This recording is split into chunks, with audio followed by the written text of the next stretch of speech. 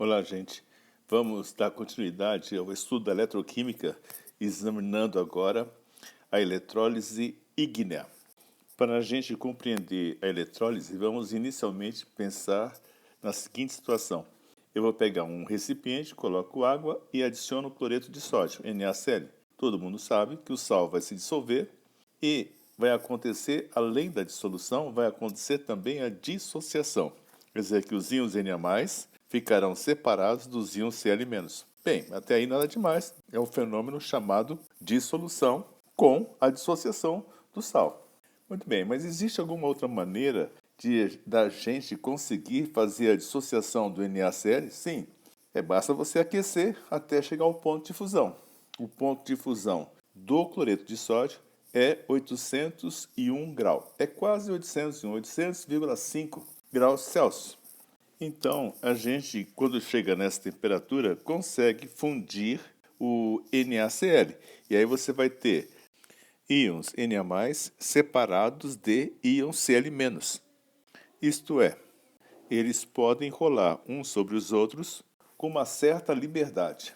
Agora, tanto dissolvido como também fundido, a gente agora pode fazer a descarga dos íons Na+, e Cl-. Quando nós fazemos a chamada eletrólise ígnea, a gente não coloca água.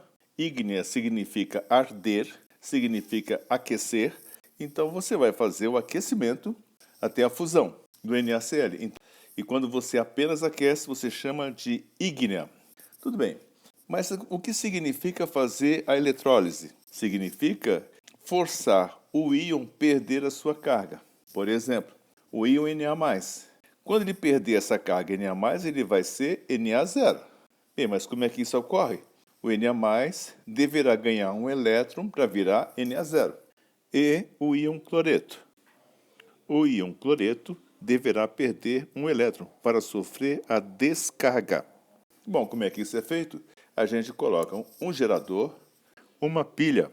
Esse gerador vai ter dois polos, um polo positivo e um polo negativo. Muito bem. Para o polo positivo, vão ser atraídos os íons negativos, cloreto nesse caso. E para o polo negativo, serão atraídos os íons positivos. Nesse caso, seria o sódio, Na+. E quando ele encostar no polo, ele vai sofrer a descarga. Então, na hora que o Na+ encostar no polo negativo, ele ganha um elétron e vira Na0.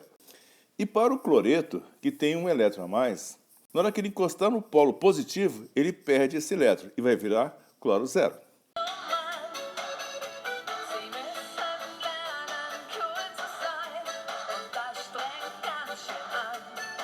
Vamos agora, então, examinar algumas descargas importantes. A descarga dos íons positivos. O primeiro caso é o sódio. Na+, vai ganhar um elétron e vai virar Na0.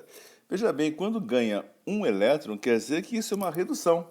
Ele está recebendo elétrons. Tá bom. Agora, o ferro 3+, por exemplo, para sofrer a descarga, ele precisa de 3 elétrons e vai virar Fe0.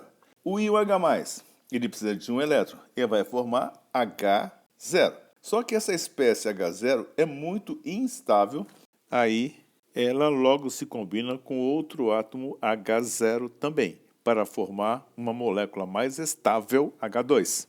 Para você fazer o balanceamento, um H vai ganhar um elétron e vai formar meio de H2. O próximo íon é o íon amônio, que vai sofrer a descarga e vai produzir NH3 mais H0, que logo se junta a outro H e vai formar H2. Ou meio de H2. Repetindo, o amônio, na hora que vai sofrer a descarga, vai virar NH3, molécula neutra, mais meio de H2. Concluindo, a descarga de um cátion é uma reação de redução.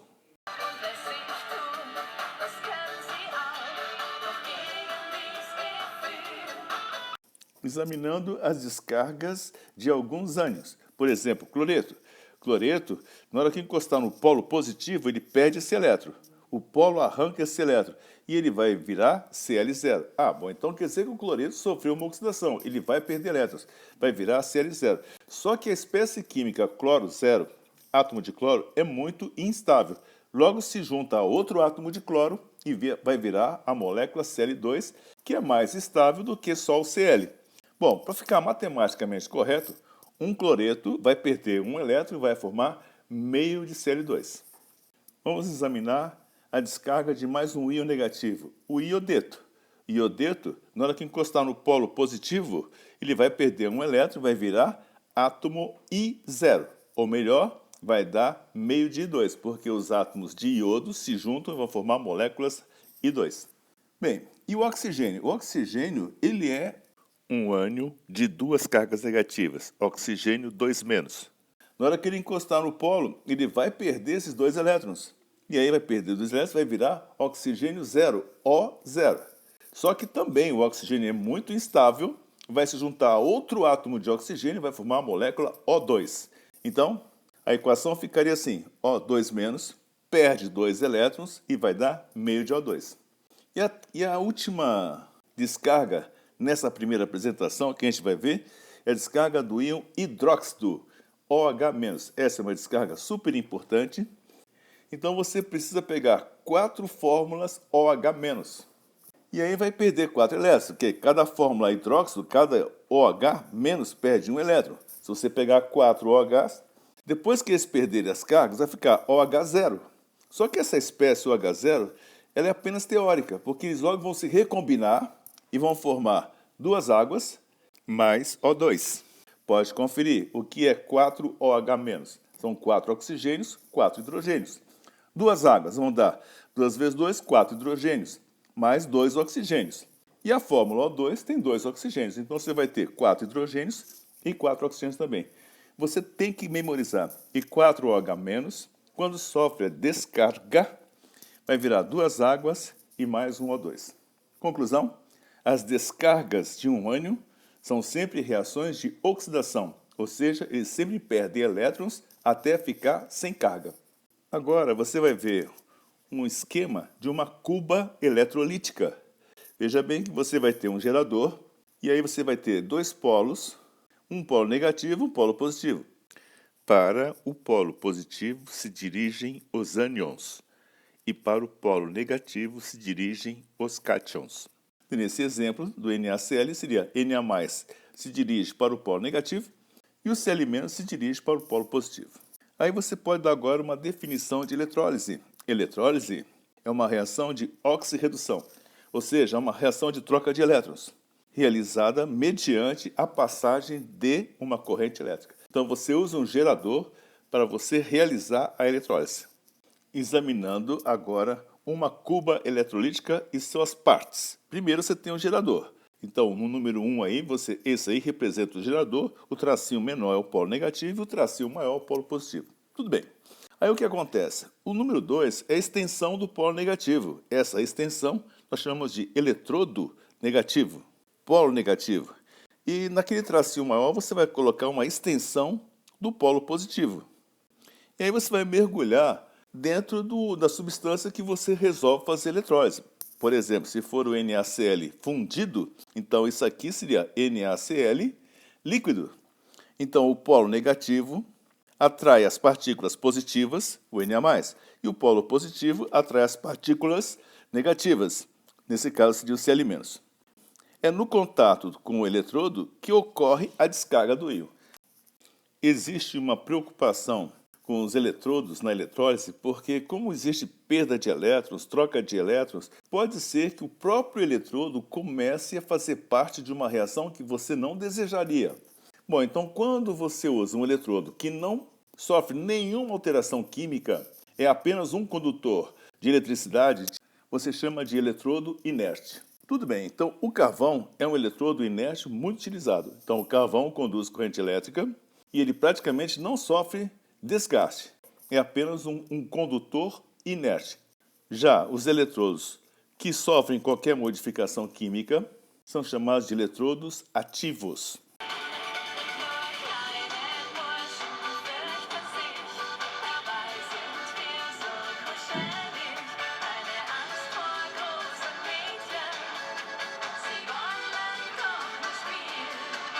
Agora está na hora da gente fazer uma comparação entre uma pilha, que nós estudamos durante muito tempo, e uma eletrólise. Então examine uma pilha formada por zinco e cobre. Na pilha de Daniel, o zinco sofre uma oxidação espontânea, ele perde elétrons, e o cobre recebe elétrons espontaneamente. Então, a pilha é um processo espontâneo e gera uma corrente elétrica que é capaz de acender uma lâmpada, é capaz de movimentar um automóvel. Aí, em vez de você colocar uma lâmpada, você vai pegar o fio, onde é o polo negativo, e vai colocar dentro de uma cuba eletrolítica. Então, você vai pegar aquele gerador, aquela pilha, e agora você vai colocar um fio no polo negativo e vai mergulhar numa cuba contendo NaCl fundido. Bom, então o negócio é o seguinte, você tem a pilha de Daniel, aí você pega um fio, uma extensão do polo negativo e um outro fio ligado no polo positivo, você vai ter uma extensão do polo positivo e mergulha no NaCl líquido. Então o que vai acontecer? O Na+ vai ser atraído para o polo negativo e ali ele vai sofrer a descarga. O Cl- vai ser atraído para o polo positivo e ali vai sofrer a descarga. Então, qual é o fenômeno que ocorre na pilha quando o zinco perde elétrons? É uma oxidação. Veja bem que o polo negativo da pilha é o mesmo polo negativo para a eletrólise. Depois, o polo positivo da pilha também é o mesmo polo positivo na eletrólise. Tudo bem, aí o que acontece? O zinco sofre oxidação no polo negativo, mas na eletrólise o Na+, ele vai ganhar um elétron. Então, o que vai acontecer? No polo negativo vai haver uma redução. O cobre, que é o polo positivo na pilha, ele ganha elétron, então ele sofre a redução. Mas a extensão do polo positivo na eletrólise vai atrair os íons negativos, Cl-, e aí ele vai sofrer a descarga. Bom, então o negócio é o seguinte, o polo negativo na pilha e na eletrólise é o mesmo, o polo positivo é o mesmo, só que o fenômeno que é diferente, no polo negativo, na pilha, ocorre uma oxidação. Já o polo negativo na eletrólise ocorre uma redução. E na pilha, o polo positivo sofre uma redução. E acontece que no polo positivo, na eletrólise, ele vai sofrer uma oxidação. Mas a gente chama de cátodo e ânodo do mesmo jeito. Só que tem que tomar cuidado. A palavra ânodo é sempre onde ocorre a oxidação, seja na pilha, seja na eletrólise. Então, ânodo é sempre oxidação, em qualquer situação. E cátodo é onde ocorre a redução, seja na pilha, seja na eletrólise. Qual é a diferença que tem? Bom, existem algumas diferenças que você deve notar. Primeiro, a pilha gera uma corrente elétrica. A eletrólise consome energia elétrica. Então, a pilha é um fenômeno espontâneo, então tem um ΔG negativo. Já a eletrólise é um fenômeno que é forçado, você é obrigado a colocar um gerador de corrente elétrica para poder provocar a reação. Então, ΔG vai ser positivo, já que não é espontâneo. Mas a minha preocupação é com relação aos polos e aos nomes. O polo negativo na pilha é o mesmo polo negativo na eletrólise. O positivo também. Positivo na pilha, positivo na eletrólise. A oxidação na pilha, bom, você tem um eletrodo que é chamado de ânodo. E a oxidação na eletrólise também você vai dar o nome de ânodo. Então, sempre que for oxidação, não importa, é sempre ânodo. E sempre que for redução, vai ser sempre cátodo. Seja na pilha, seja na eletrólise.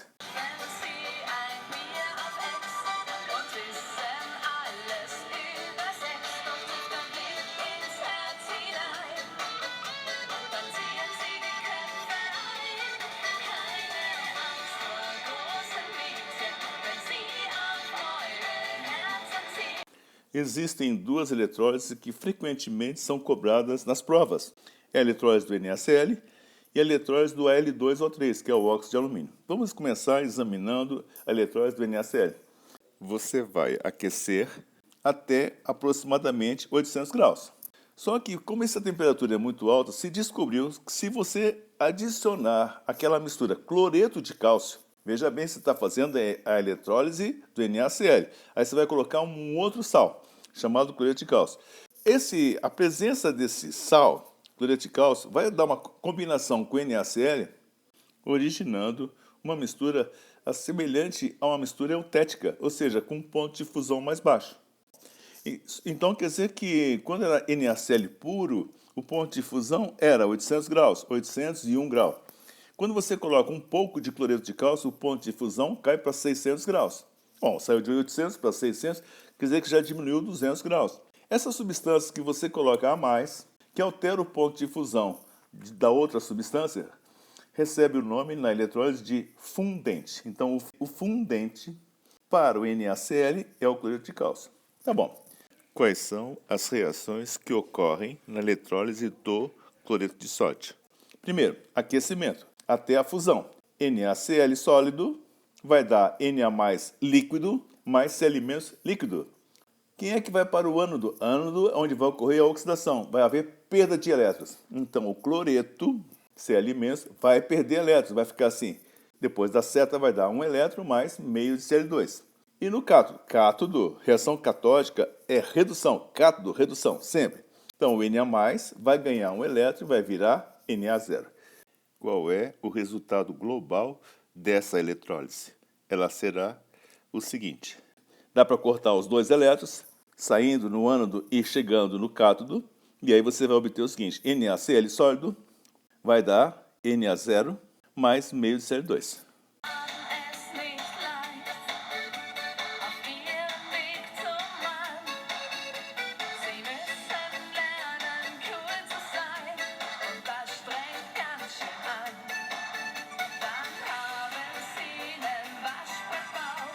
A próxima eletrólise ígnea importante é a eletrólise do óxido de alumínio, cujo ponto de fusão é 2015 graus Celsius.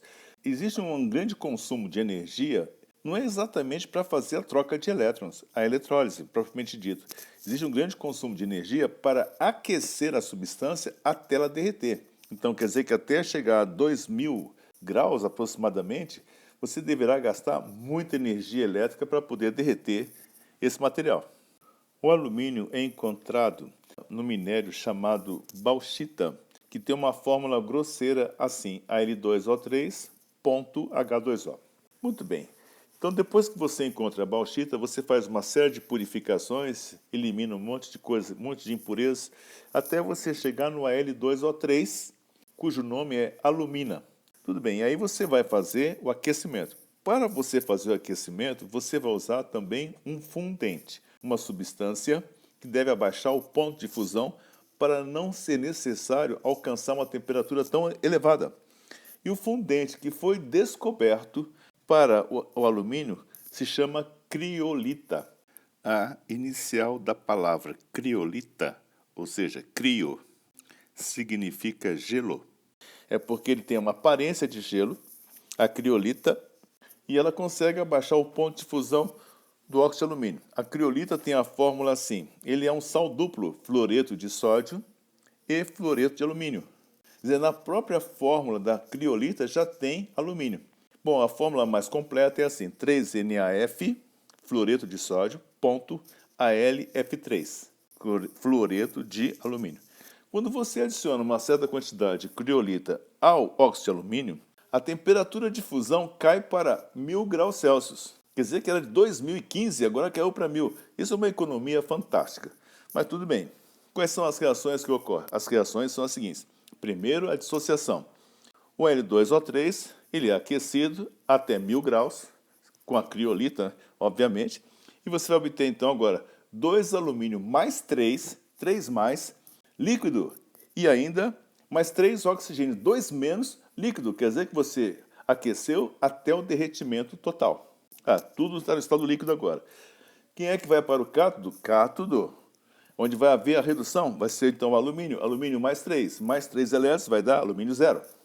Depois, no ânodo. No ânodo vai perder elétrons, vai ser uma oxidação. O oxigênio 2 menos, perde 2 elétrons, vai virar meio de O2 e perdeu 2 elétrons. Como o número de elétrons trocados deve ser o mesmo, o alumínio ganhou 3 elétrons e o oxigênio perdeu 2. Então, a gente deve fazer a seguinte multiplicação. A semi-reação do alumínio multiplicada por 2 e a do oxigênio multiplicada por 3 para igualar o número de elétrons. A equação global obtida será, então, somando tudo, vai dar Al2O3. Por aquecimento, você vai obter 2 alumínio 0 mais 3 meios de O2. Essas reações, cloreto de sódio e do óxido de alumínio você deve conhecer. O último detalhe é o seguinte, como nessa eletrólise vai se formar oxigênio no polo, e o polo é constituído, em geral, de carbono, então o que acaba acontecendo é que o oxigênio que acaba de se formar, ele acaba reagindo com o próprio eletrodo. Esse eletrodo de carbono grafite, acaba reagindo e sendo consumido pelo oxigênio que está se formando nele mesmo. Vai virando gás carbônico. Então, esse eletrodo tem que estar constantemente sendo trocado. Conclusão: a eletrólise ígnea é utilizada para subter metais alcalinos terrosos e alumínio metálico. Esses metais alcalinos terrosos e alumínio, só são conseguidos mediante uma eletrólise ígnea.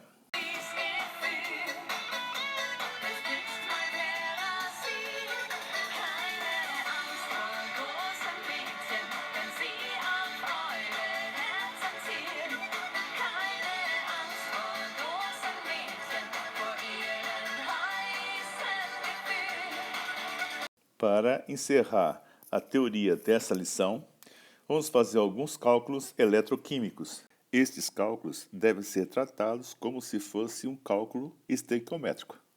Primeiro, como medir a quantidade de elétrons? Bem, a gente vai medir a quantidade de elétrons em mols, ou em coulombs, ou em faradays.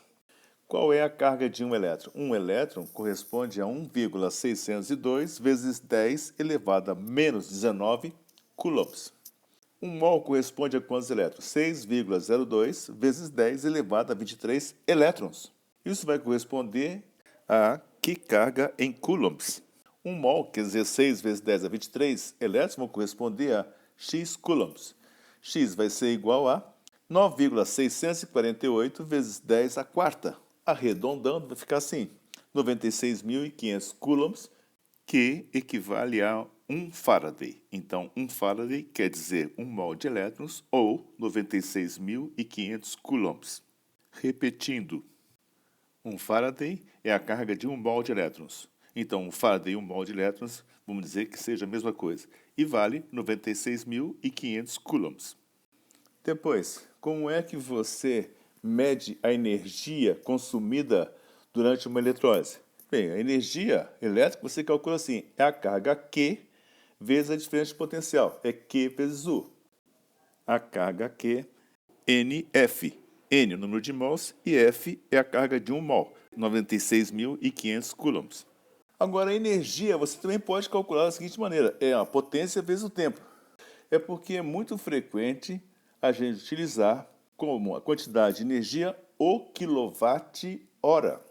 Quilowatt quer dizer 1000 watts, ou 1000 joules por segundo. Passando a hora para segundos, a gente vai obter 3.600 segundos. O que é 1 quilowatt-hora? 1 quilowatt-hora corresponde a 1000 joules por segundo vezes 3.600 segundos. Isso vai corresponder a 3,6 vezes 10 a sexta joules. 1 kWh corresponde a 3,6 vezes 10 a sexta joules. Finalmente, a maneira mais fácil da gente descobrir qual é a carga que atravessou o circuito é pela intensidade de corrente. Como é que você calcula o I, a intensidade de corrente? É Q sobre T. É a carga que atravessa o circuito dividido pelo tempo. Então, se você quiser saber qual é a carga Q, então é só passar o T para o lado esquerdo, então fica assim, Q é igual a I vezes T, mais popularmente chamado de kit, quer dizer que a carga é igual a I vezes T. Lembrando, logicamente, que I deve estar em ampere e o tempo deve estar em segundo. Agora já dá para fazer um primeiro exemplo. Exemplo 1.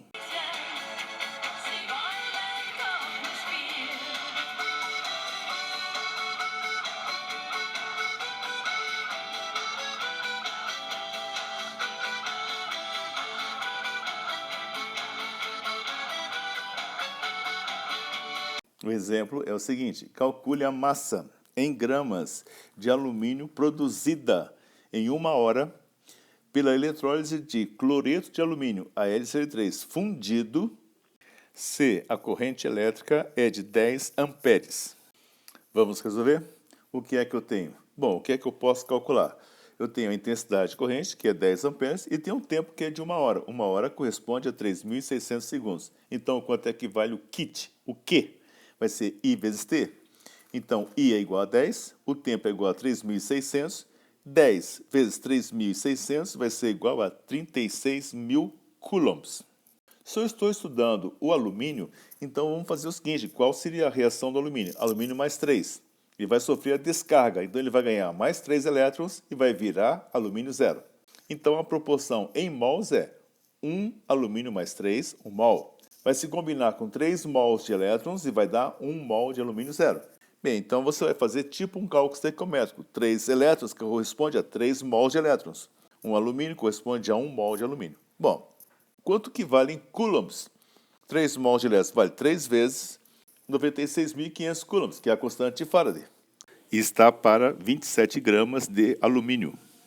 A carga que nós acabamos de calcular e vale 36.000 coulombs. Isso vai corresponder à massa de X gramas de alumínio. Faz essa regrinha de 3, você vai achar 3,36 gramas. Bem, essa é a massa de alumínio obtida pela passagem de uma corrente de 10 amperes durante o tempo de 1 hora. Vamos agora para o exemplo 2.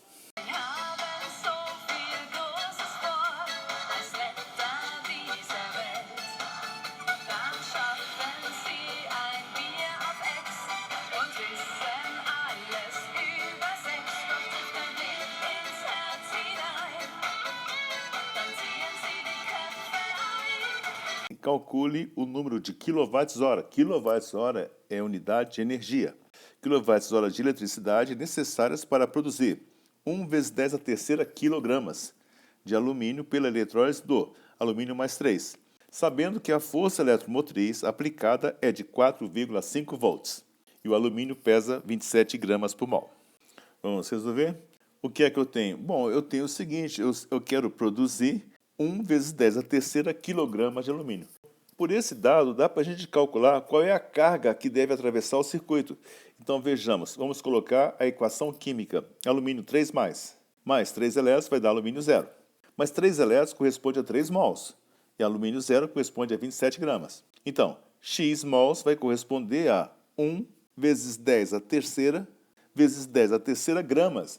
Esse 10 a terceira é do quilo, e o segundo 10 a terceira é um dado do problema, calculando o número de mols de elétrons que atravessou o circuito. Foi 1/9 de 10 vezes 10 elevado à sexta mol de elétrons. Vamos agora descobrir a carga elétrica. Q igual a NF. N é o número de mols e F é a constante de Faraday. Bom, então o Q vai ser igual. O número de mols é 1/9 vezes 10 à sexta. Vezes, qual é a constante de Faraday? 96.500 coulombs por mol. Isso vai ser igual a 1,07 vezes 10 elevado à décima coulombs. Agora eu quero saber o seguinte, qual é a energia que foi envolvida nesse processo todo? Bom, a energia você calcula assim, Q vezes U, já que foi dada a diferença de potencial, a força eletromotriz aplicada. Então, a energia vai ser igual a Q vezes U. Então, a energia consumida nesse processo vai ser igual a... Qual é a carga Q? Você acabou de calcular. Vai ser igual a 1,07 vezes 10 elevado à décima coulombs. Quanto é que vale a diferença de potencial? A força eletromotriz aplicada vai ser igual a 4,5 volts, que significa joules por coulomb. Muito bem, então a energia total que você vai utilizar vai ser igual a Q vezes U, que vai ser igual a 1,07 vezes 10 à décima vezes 4,5, que é igual a 4,815 vezes 10 elevado à décima joules. Tá bom, mas ele quer a resposta em quilowatt-hora. Bom, então vamos fazer a transformação. 1 kWh equivale a 3,6 vezes 10 à sexta joules. Agora, o resultado que nós encontramos foi 4,815 vezes 10 à décima joules. Isso vai corresponder a X kWh. Depois que você faz essa conta, você vai encontrar 1,34 vezes 10 à quarta kWh. Tá bom? Por hoje é só. Agora o negócio é fazer muito exercício. Bom trabalho!